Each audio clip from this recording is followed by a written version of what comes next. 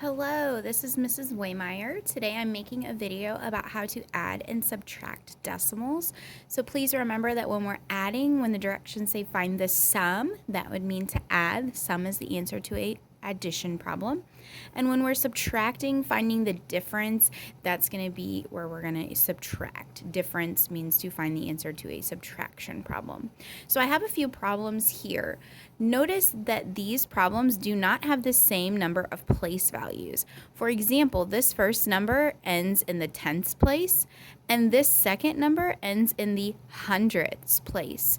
So whenever we're wanting to add those numbers or subtract those numbers, when dealing with decimals, I have to line up my decimal points. The reason being that helps me keep my place values lined up. So I'm going to go out to the side here and I'm going to do 23 and 7/10. When I line this one up, my decimal still has to be here because my 2 is in the tenths and my 5 is in the hundredths. Then 13 is just going to go right underneath for my tens and my ones. Now, when adding, you don't have to, but some people like to put a 0 here just to make sure everything is nice, neat, lined up. And I am definitely one of those people. So I like to add those zeros just to make sure everything is nice, neat, and organized. Since we're adding, we're just going to go down and add like we normally would throughout our place values. So 0 plus 5 is 5, 7 plus 2 is 9, 3 plus 3 is 6, and 2 plus 1 is 3. Now, my answer, if I left it like this, would be 3,695, and that is not the actual answer, because if you have $23 and $13 and you're adding them, there's no way you're going to get $3,000. It's just not possible. It's not a realistic answer. So when you're adding decimals, your decimal point will just come right down here. You just bring it straight down. So again, that's why it's important to make sure that they're lined up. So our sum here for this problem is 36 and 95 hundredths. That problem didn't have any regrouping, but we're going to look at a few other problems that do. So again, this number 2 ends in the tenths place, and my second number ends in the hundredths place. So I am again going to write that first number. Second number, I'm going to put my decimal point in the same spot or underneath, and lining up my place values. I'm going to add a 0 here so that they are nice, neat, and organized. 0 plus 7 is 7. 8 plus 1 is 9. 6 plus 4 is 10. So I am going to regroup just like we normally do with our regular whole numbers and just carry that over to my next place value.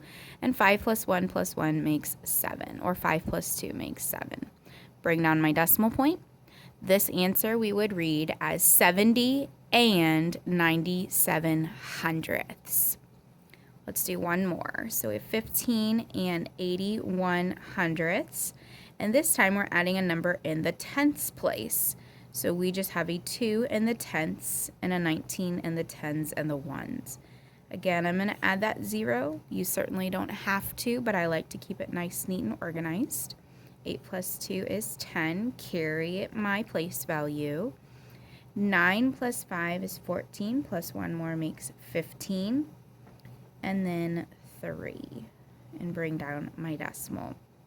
So really with sums, you just have to make sure that you are careful with lining up your place values and careful with your carries if you are using traditional addition.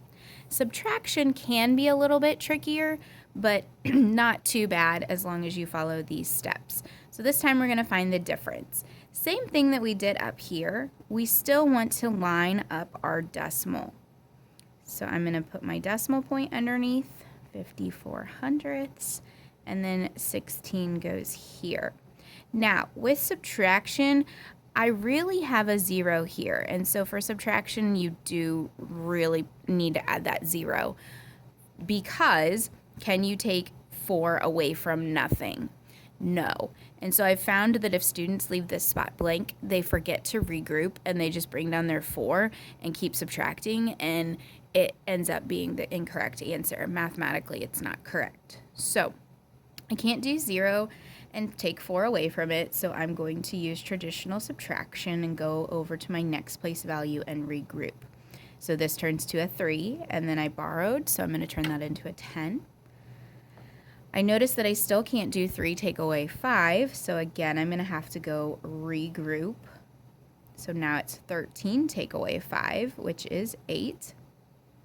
4 take away 6, I cannot do that either, so I had to regroup almost every single place value. 14 take away 6 is 8. So our answer is 8 and 86 hundredths. Let's try another one. So we have 36 and 3/10, subtracting 18 and 17 hundredths. Again, I'm going to add that 0 to remind myself that I need to regroup. 0 take away 7, we're not going to be able to do that, so we're going to regroup. 10 take away 7 is 3. 2 take away 1 is 1.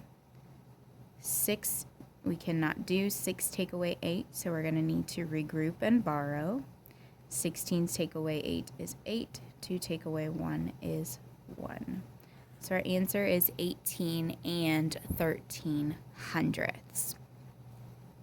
The last problem, notice that both of them are in the hundredths place. Hooray! So all we have to do, line up our decimal, line up our digits, and subtract. 2 take away 9, we're not going to be able to do that, so we regroup. 3, 0. Again, I found one I cannot do, so I'm going to regroup. 11, take away 3 is 8, 1. So that's how you would subtract with decimals and also add with decimals. There's one last thing worth mentioning here. You could turn these problems around so the inverse of subtraction is addition and the inverse of addition is subtraction. So we could check our math to make sure that we have the correct answer.